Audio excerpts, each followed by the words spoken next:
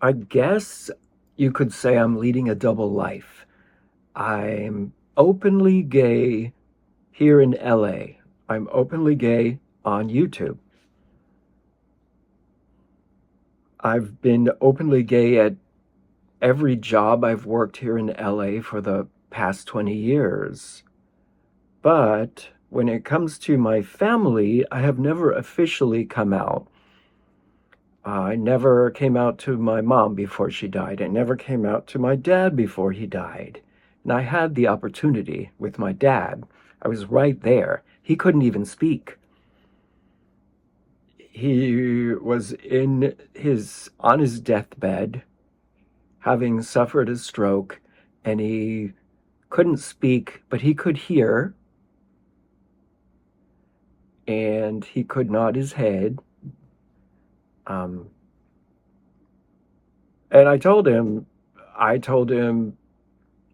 because I felt like he maybe felt bad about the way he was so mean to us when we were kids.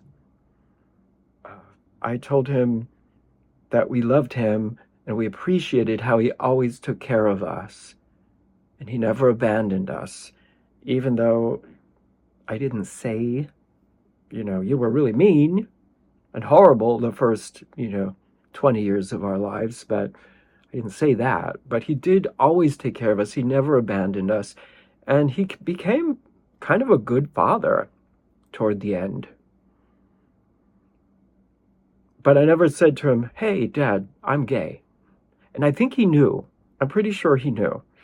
Because one time I remember him saying to me and my mom and my sister, uh, his one of his nephews had died of AIDS.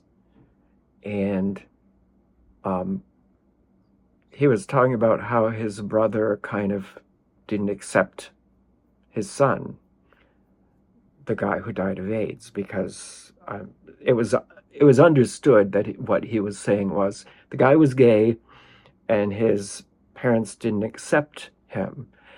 And what my dad said to me and my sister was, he's your kid. He's your kid. If, he's your kid no matter what. Basically saying, I love my kid even though he's gay. Did I take this as a sign like, oh yeah, I should just come out? No. I mean, I'm sure they know that I'm gay. Um, I would bring my, at the time, boyfriend on vacations with us. My dad loved Javier, my boyfriend at the time, who is now my housemate.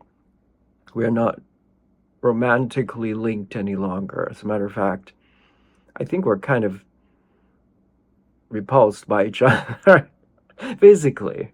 We're still friends. But in terms of being attracted, there's zero attraction. It's kind of like a transactional relationship. We basically fill each other's needs. He earns more money than I do, so he pays more than half the rent, but in return, I take care of the house.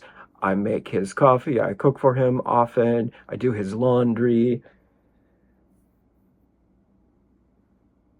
But that's beside the point. My dad loved him, my mom loved him. They always offered to fly Javier out to Connecticut to visit whenever I was flying out, um, pay for his flight, and whenever he was there, my dad would always say, Javi, make sure you order whatever you want. Don't worry about how much it costs.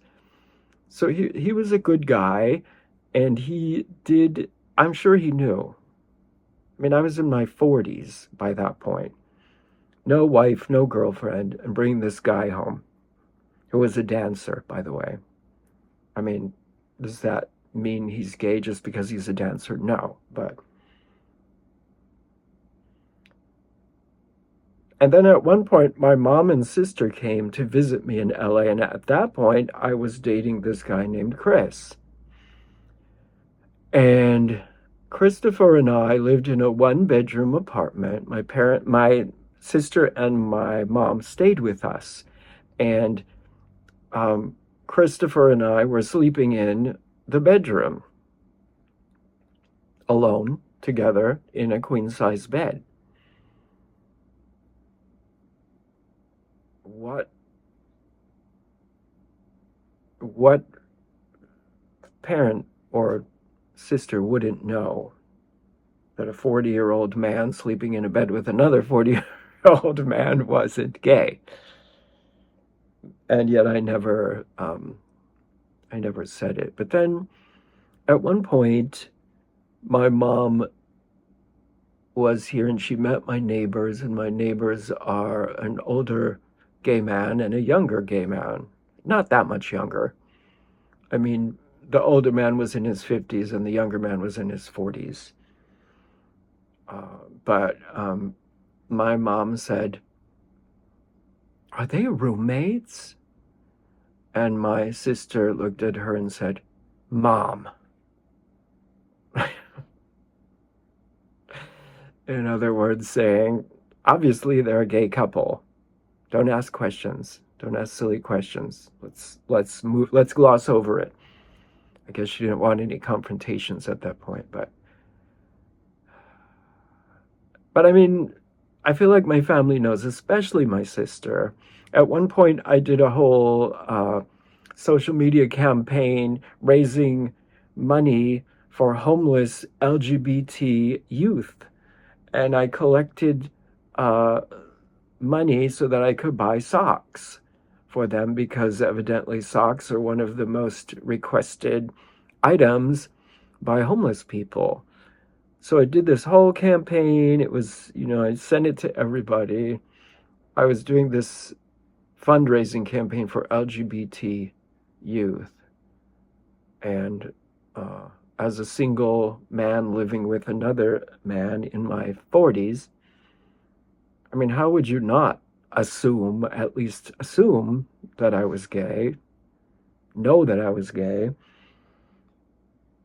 And so the reason I'm thinking of this is because my sister is coming to visit in about a week. She's coming to LA from Connecticut to visit me. Well, not to visit me, but she's going to be here on the West Coast. And so she wants to spend a day with me. So we're going to spend a day together. But yeah, it's always slightly awkward because it's that unspoken thing that's like the elephant in the room. We all know I'm gay, but we never talk about it. And so that really limits conversations I can have with her and how deeply we can connect. And there's always a little bit of caution, everything I say. Not that I'm, walking on eggshells all the time when I talk to her, but it's just, just always that safe. I can't share everything with her. And so, yeah, I've never been brave enough to officially come out to people who know me. People who don't know me, sure, why not?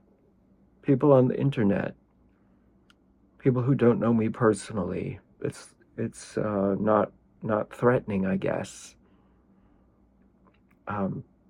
Also, as I'm sitting here getting ready to teach my students, my Korean students, who are adults, most of them somewhere in their 20s, but 30s, 40s, 50s. I mean, whenever they ask me a question about my life, it's so uncomfortable. They're like, "Are you married? Do you have children? Do you live alone?" And I always have to lie or just gloss over it. "No, I'm single. I live alone," when I don't really live alone. I live with a housemate who used to be my ex.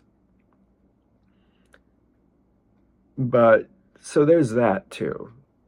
It's this never being able to be truly authentic with my students, with my family, And that's the main reason why I like making these videos. These videos are not popular, and I don't have a lot of viewers. But when I speak about something on here, I at least feel like I can say it and be myself. I share about my fears and my shortcomings, my failures and my successes. But this is my place to be truly authentic, as other parts of my life I'm too afraid to. So that's it. That's it. Sometimes it just feels good to say something, even if you're talking to a camera.